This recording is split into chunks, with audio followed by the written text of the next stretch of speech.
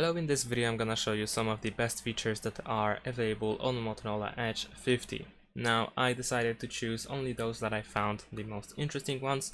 Some of them might be present on other devices as well.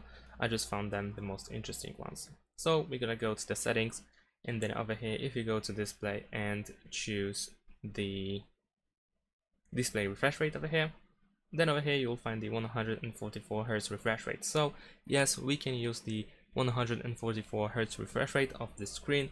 It is pretty good, it is really smooth, and definitely better than some other devices that are in similar price range.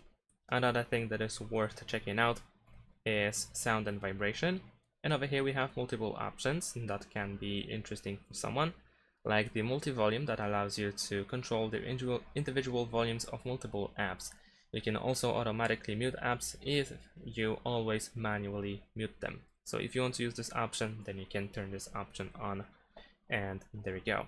In addition to that, in sound and vibration, we also have something that is called the Crystal Talk AI, which is pretty much the background noise reduction for VoIP calls. So if you prefer to have the background noise turned off while using the VoIP calls, then of course you can use the Crystal Talk AI.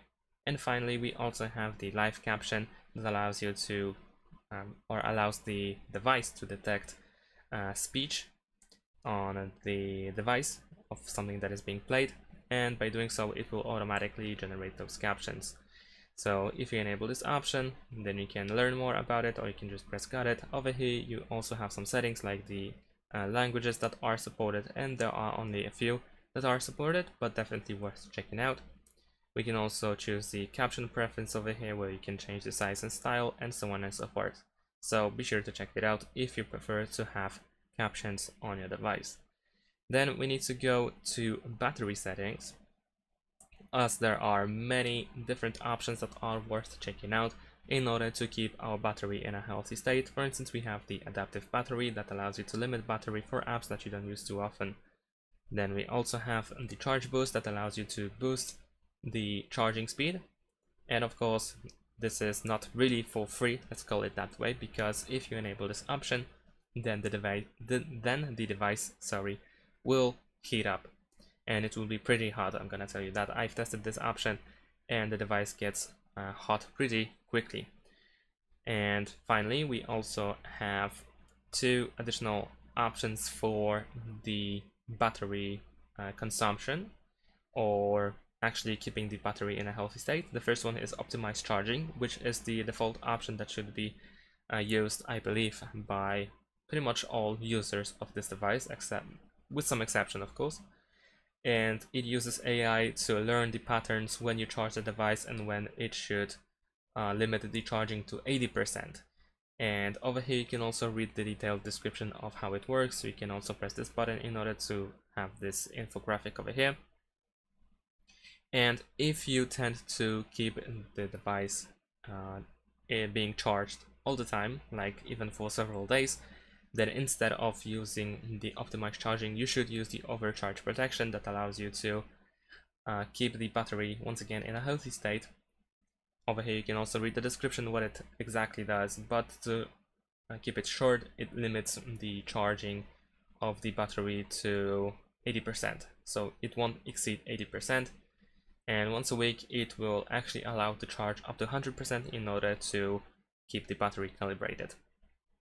And then we also have the power sharing that allows you to charge other devices that can be charged in that way. By using the power sharing, you can, for instance, charge your, I don't know, like smartwatch or something similar. Alright, so now that we have the battery covered, another thing that I want to mention is in camera. And over here I have two things for you. The first one is the 4K 60 FPS resolution, which is really great. And in the video section over here, we can switch the resolution over here, so we can choose Full HD or 1080p or 4K. And if you want to change to 60 FPS, then you want to swipe from the top towards the middle. And over here we have the frame rate, where we can enable and disable 60 FPS. And if you want to use 60 FPS, then unfortunately you have to turn off HDR, because if you use HDR, then you are limited to 30 FPS. As you can see, we cannot use both. And in addition to that, the last thing that I want to show you is the zoom in the photo mode. I cannot really show you how good it is, but if you use zoom up to ×3, the quality of the zoom is really good.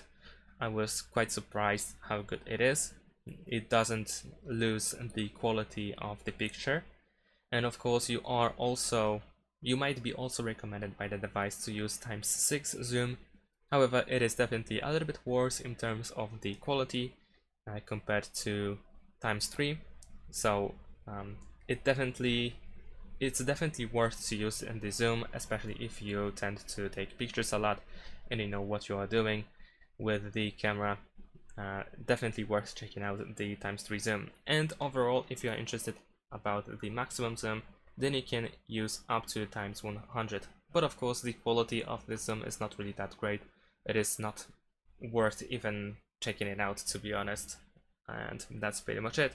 Thanks for watching, leave a like and subscribe to my channel, and see you in my next videos. Bye!